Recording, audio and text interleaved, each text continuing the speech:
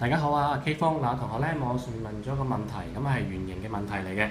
嗱，有個 circle equation 係咁嘅，同一條直線 intersect 相交。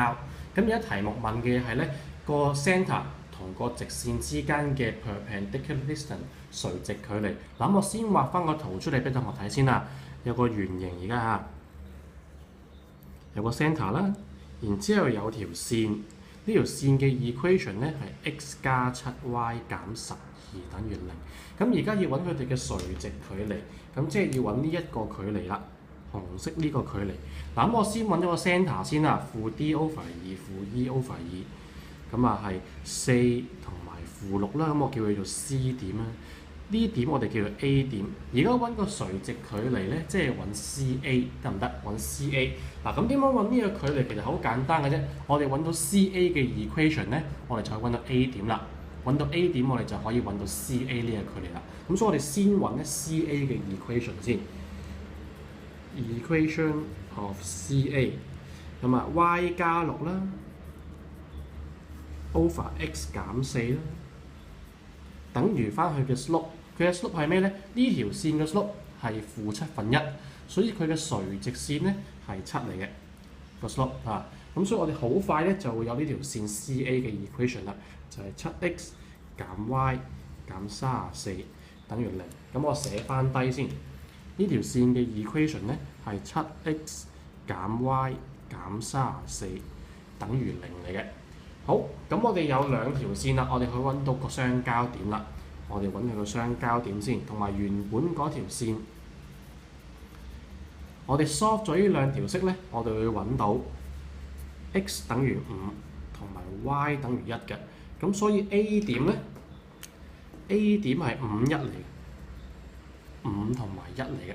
咁我哋而家可以計 CA 嘅距離咯喎。咁 CA 嘅點計咧 ？distance formula 一個開方5減4啦嘅 square， 再加負1減1減負6，即係1加6嘅2次，咁即係開方50。咁所以我哋最尾會計到個答案係5開方2嚟嘅，咁就計完㗎啦。嗱咧，同學講多少少啦。通常學坐標啊、學坐標幾何嘅時候，我會叫有能力嘅同學咧學多一條式嘅，就係有一點有條直線，我想揾佢之間嘅距離呢個 D， 其實有式背㗎。條式係咁嘅，將呢一點代落條線度 ，x1 代落呢度 ，y1 代落呢度，除翻開方 a square 加 b square 就係個距離嚟㗎啦。不過值得一提嘅，呢兩條線係咩嚟嘅咧？呢兩條線叫 absolute value， 計完之後如果係負數，我都要變翻去做正數咁解，必定出一個正嘅答案嘅。嗱，咁我哋試下用呢一條式咧計翻頭先嗰條數咯喎。嗱，頭先咧其實話有個 centre， 個 centre 係4同埋負6，然之後有條線，呢條線叫做 x 加 7y 減12等於0。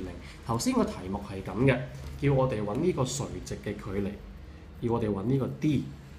咁點做咧？我哋代呢條式咧，即刻就做完嘅啦。咁我哋代落去咯喎 ，D 咧係等於呢個係1嚟嘅，個 A 係1嚟嘅，1乘以4啦，再加7乘以負6啦。再減12 over 翻開方 a 加開方 a square 加 b square 1 square 加7嘅 square， 咁好快就做完㗎啦。其實咁上邊咧我計到係負50嚟嘅，下邊係開方50。咁跟住咧我哋化簡之後咧就會係開方50負開方50，咁所以答案咧就係開方50啦。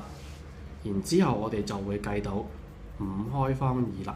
嗱，如果有能力嘅，你可以背埋呢條式，咁做數會快好多嘅。